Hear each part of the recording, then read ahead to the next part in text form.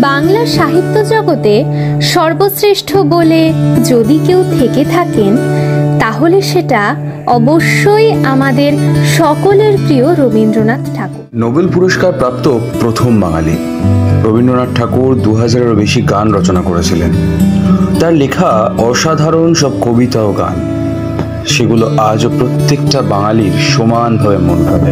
রবীন্দ্রনাথ ঠাকুরের রচনা গীতাঞ্জলি এবং জীবন স্মৃতি আজও বাঙালির মনে চিরস্মরণীয়। রবীন্দ্রনাথ ঠাকুর প্রথম ব্যক্তি যার লেখা গান দুটি দেশের জাতীয় সঙ্গীত, ভারত এবং বাংলাদেশ। রবীন্দ্রনাথ ঠাকুর ছিলেন বাঙালি কবি, নাট্যকার, গল্পকার, চিত্রকর, অভিনেতা, দার্শনিক, ছোট গল্পকার। রবীন্দ্রনাথ ঠাকুরকে কবিগুরু, বিশ্বকবি বিভিন্ন নামে ভূষিত করা হয়। 1913 সালে গীতাঞ্জলি কাব্যগ্রন্থের ইংরেজি অনুবাদের জন্য তিনি সাহিত্যে নোবেল পুরস্কার লাভ করেন। রবীন্দ্রনাথ ঠাকুর হলেন সকল দেশের, সকল কালের এবং সকল মানবের তীর্থভূমি। রবীন্দ্রনাথ ঠাকুরের আবির্ভাব হয়েছিল 1861 খ্রিস্টাব্দের 7ই মে, বাংলা 1268 সালের 25শে বৈশাখ, কলকাতার জোড়াসাঁকোর এক অভিজাত ব্রাহ্মণ ঠাকুর পরিবারে।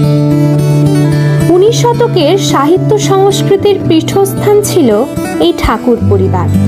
রবীন্দ্রনাথ ঠাকুরের পিতার নাম মহর্ষি দেবেন্দ্রনাথ ঠাকুর, মাতার নাম সারদা দেবী।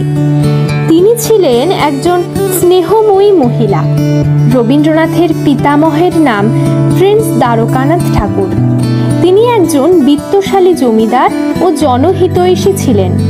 ঠাকুর পরিবারের শিক্ষা দীক্ষা, মার্জিত সাংস্কৃতিক চেতনা এবং পিতার আলোকিত ধর্মবিশ্বাস কবির মধ্যে মূর্ত হয়ে উঠেছিল। রবীন্দ্রনাথ ঠাকুর পিতামাতার অষ্টম পুত্র।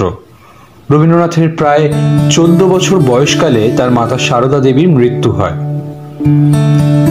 শিশুকাল থেকেই অন্যান্য সন্তানদের মতো রবীন্দ্রনাথ অভিজ্ঞ পরিচারকদের দ্বারা লালিত পালিত হন।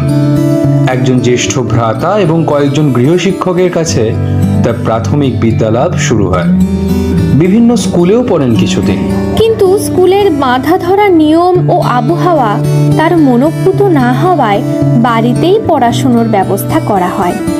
বাড়িতেই বিশ্ববিদ্যার সকল দুয়ার তার সম্মুখে উন্মুক্ত হয়ে গেল।